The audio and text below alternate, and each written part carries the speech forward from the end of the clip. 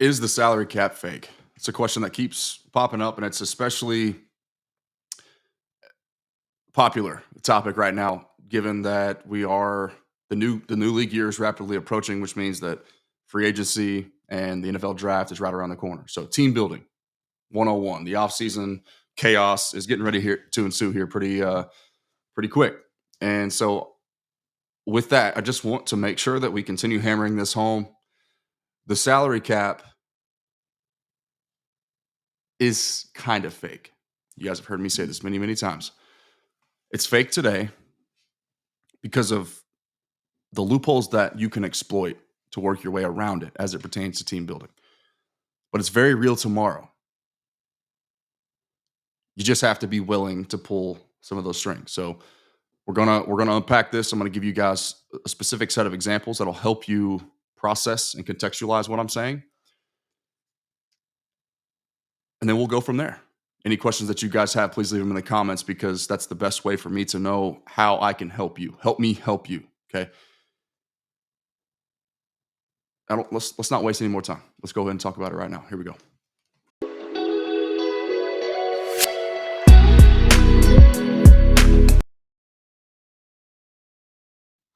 Okay, so the salary cap is fake ish. There goes my phone going crazy. It's very real today, or it's very real tomorrow, but it's not real today. Okay, what do I mean by that?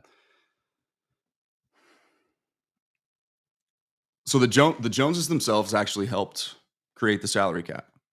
Okay, the first loophole that we're going to discuss here, there's a couple different ways that you can work around it. But the first of which, and you'll see this in written form. By the way, I'm happy to announce and to be officially partnered up with CowboysCountry.com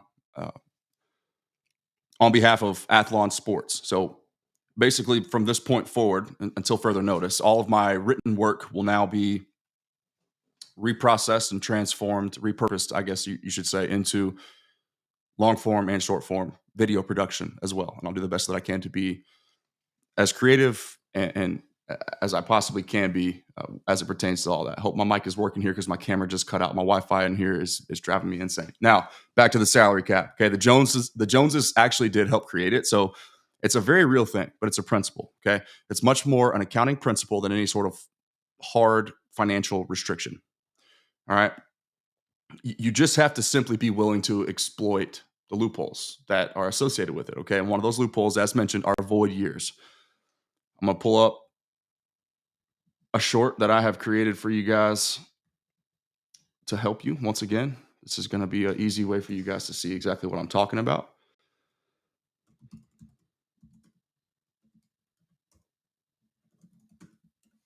It's probably should be in my, let's go do it this way.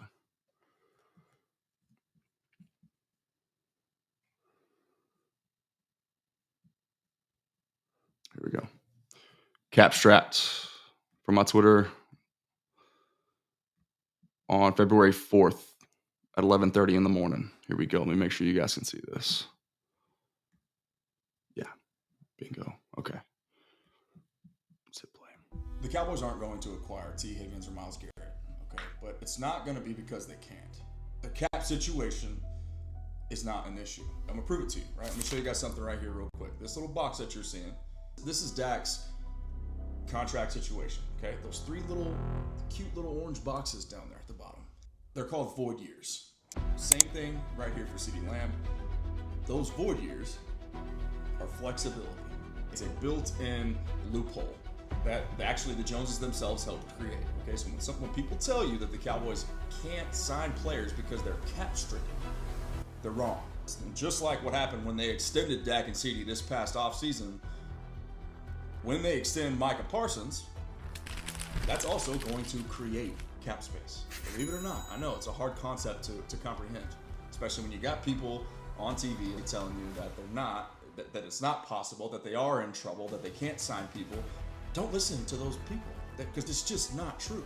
The salary cap, I can't tell you how many times I've said this, but I'll just, like I said, I'll keep mentioning it until I feel that it's no longer necessary. The salary cap is much more an accounting principle than it is any sort of hard team building structure or restriction. To get Myles Garrett, though, it has nothing to do with that they can, but it's just that they're not going to give up 2 first-round picks. T. Higgins. Okay, that's the general gist. Now, once again, let me just reiterate the void years. Okay, that's one of the 2 main loopholes that we're going to focus on here. There is a relatively new one that we'll be discussing tomorrow on CowboysCountry.com and on the Lando Show here.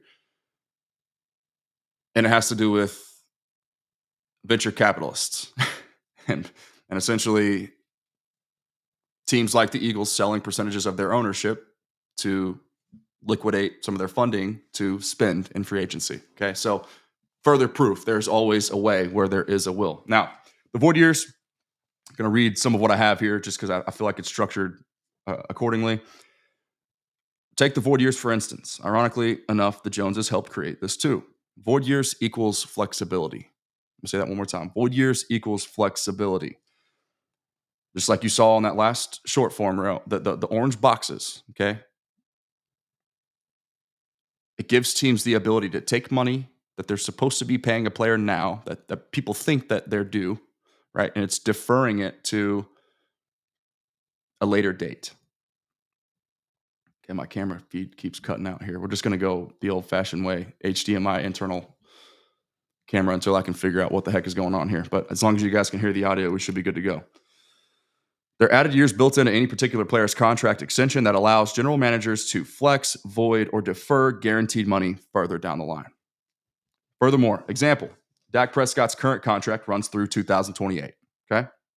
That's the recent contract extension that he signed just before the start of the season last year. That contract technically keeps him a member of the Dallas Cowboys until 2028 throughout that season, okay? 2029, he's a free agent yet again. So in 2029, he becomes a free agent, but then there's still 4 extra void years, as mentioned, tacked on to the end of when his contract technically runs out. Okay, so Dak's supposed to be playing for the Cowboys until 2028. And then from after that point, there's still 4 extra void years structured into his contract extension that expires in 2028 through 2032. So playing through 28, void years through 32. And all you need to think about, don't worry about what void means. Just think about flexibility. It's financial flexibility. Okay. So let's just say that the quarterback marriage ends in 2028. Both parties agree to part ways. If the Joneses are aggressive enough between now and then, in 2028, when Dak walks,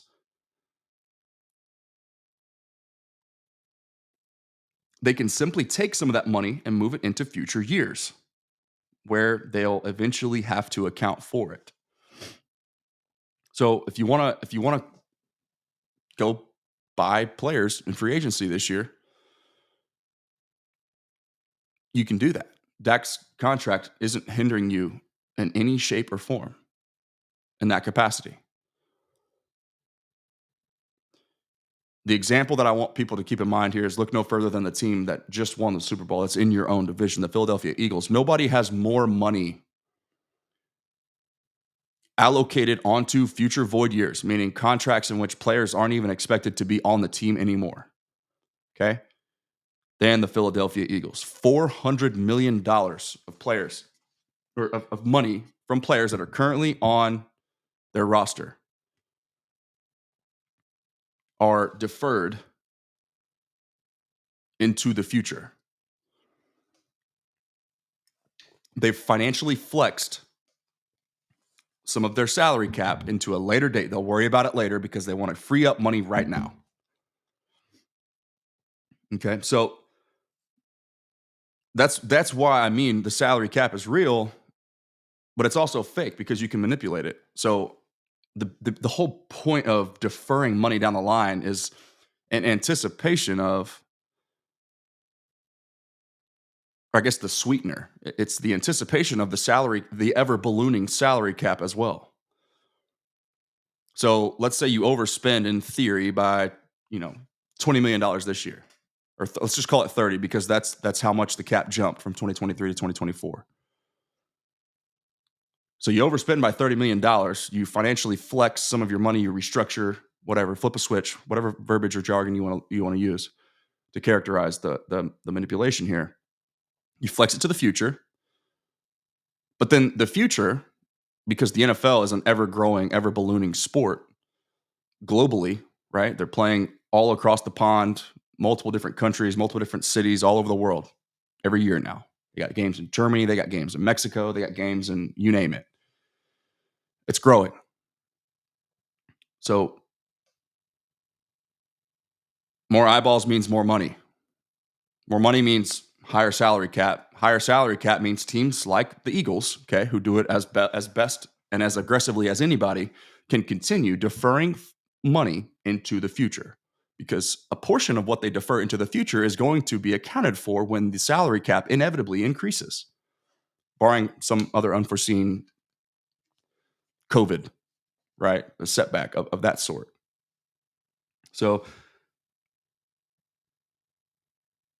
if your roster has $285 million worth of players, but the cap is set at $255 million like it was this year, or this past year in 2024, then you simply restructure and flex $30 million of that into the future.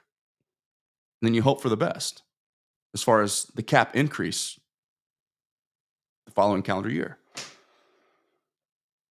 That's just the way it works. That's real life, guys. That's how this thing called football and team building, that's how the best teams in the world right now are doing it. The best team, for sure, the Philadelphia Eagles. $400 million worth of money allocated. So currently it's basically restructured, financially flexed money from players on their roster is now into void years. So I summed it up like this.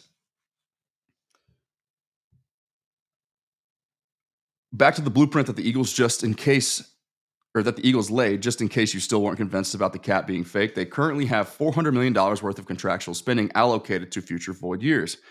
That's essentially like paying for 2 Dak Prescotts, not 1, but 2. It's technically not quite 2, but you get the point. 240 million versus 400. It's close. Okay, just for the sake of the argument here, let's just say that it's 2 full. But it's not just paying for 2 Dak Prescotts. It's paying for 2 Dak Prescotts worth of contracts, right? That are no longer even, in theory, playing and performing for you on your roster.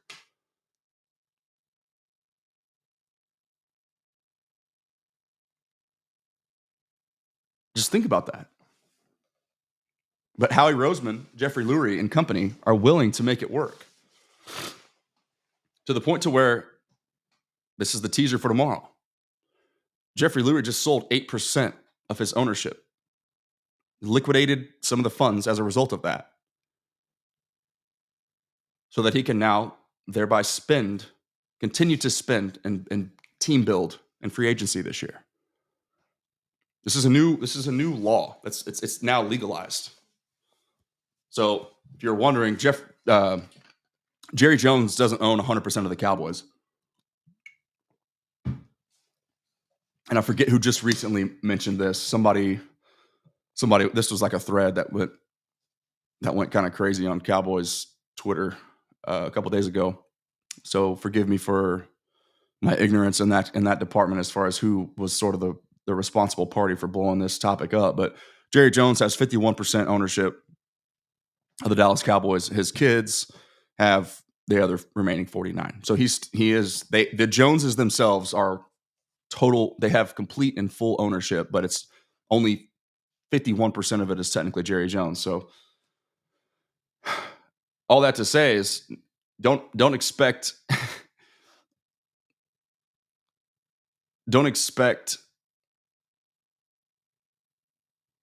I'm not even exactly sure how that would work. Could Jerry sell 2% to Steven and company, Steven, Charlotte, and Jerry Jr. and company, so that they're now the majority owners, he's the minority owner, and then they could liquidate some of Jerry's funds, given that he's not going to be around that much longer? Who knows? I don't know exactly how that works. So in essence, what I'm saying is so Jerry's 51 right now, Steven, Charlotte, and Jerry Jr. are 49. Could they just swap those two to where Jerry is now minority owner of 49%? The kids still have the majority of ownership. So that way they'll always technically be in total control, well past the days of Jerry's time walking on this earth. I don't know how that would work, but I wouldn't expect if that's not possible for Jerry to sell to his family, which I don't know. Surely there's some sort of legal jargon that would allow for that to happen. But I'm not a lawyer, so somebody can fill me in on that one. But I certainly wouldn't expect it. Okay, so they're going to have to be doing things the old-fashioned way, which is, once again, void years. Okay, so if void years, if you don't like that theory, or it's not a theory because it's real and it happens, but if you don't like that method, then there's other loopholes that you can exploit, and that's the one that we just touched on, and I'll elaborate more tomorrow. Liquidation of your ownership, essentially, to create some of that money. Because like when you're signing players in free agency, guys, it's not like a rookie contract where they get a little bit of a bonus up front, but then it's like you're paying incrementally over the life of the contract. It's like signing guys in free agency, you're technically overpaying you're paying more for lesser talent, technically, but a lot of that's a check. That's cash spent right away that goes directly into that player's pocket in free agency. So none of that's deferred. Like, you've got to have liquidated assets to do that. That's money out of Jerry's pocket, technically, right then and there when they sign. So that's been part of the hesitation in years past, and the frustration of fans as a result of it is because, the Joneses, you don't just get to $10.2 billion of net worth, the most valuable sports franchise in the world, if you're not careful with how you spend money, right? The richest people in the world stay rich by penny pinching. Or I guess they Benjamin pinch. I don't know what they do. They pinch their commas. We'll just put it that way.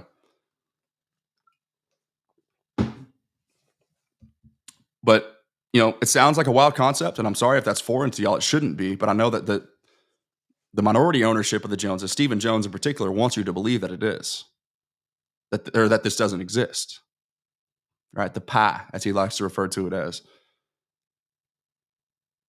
There's always enough pie. You just have to be willing to take a little bit of a risk and defer some money into the future. So, in conclusion, I guess, the salary cap is fake today, once again, but it's real tomorrow. But most certainly places no hard restriction on your team building process. There's a way if you have the will, and please don't let the Joneses convince you otherwise. So that's pretty much all I have right there. I feel like there's some further elaboration that I could have done. Maybe we'll have to do this in a live setting as well to answer some of the questions where I can understand just real time where you guys are confused about this, or what I can do better about explaining it. But the next time you hear this cooler talk conversation or texting in your group messages with the boys who are saying, the Cowboys can't afford it because players X, Y, and Z, send them the article that'll be soon released on cowboyscountry.com. Send them the link to this video, or just tell them where they can find me and ask me directly. I'd be happy to have that discussion with them. But this is the truth, okay? To the real fans like yourself who deserve it, this is not possible without you sharing, supporting me, whenever that looks like from your perspective. But the best way to do that, without just the most seamless way to do it, is to like this video if you're already subscribed. And if you're not already subscribed, just to hit that subscribe button. For all my older viewers out there who are less privy to modern technology, a subscription on YouTube it's not your classic definition of a subscription. There's actually no money out of your pocket. It's very free to do, and it's very easy. All you do is click one button and you're done. That supports me, that helps me grow, and it helps other people who need to hear the truth discover it through my outlet and my platform. But there's countless other people that are just like me that are doing equal, if not much better work. Can you guys know who those people are? But I'm just trying to do my part, okay? The salary cap is fake. That's the premise that I want you to understand. It's much more of an accounting principle than it is any sort of hard team building restriction. Okay? I'm Lando from the Lando Show up here. This has been Sports Below the Surface. Find me over at cowboyscountry.com, and I will talk to you guys tomorrow. Remember that prayer changes things, and the war is already won. Love you.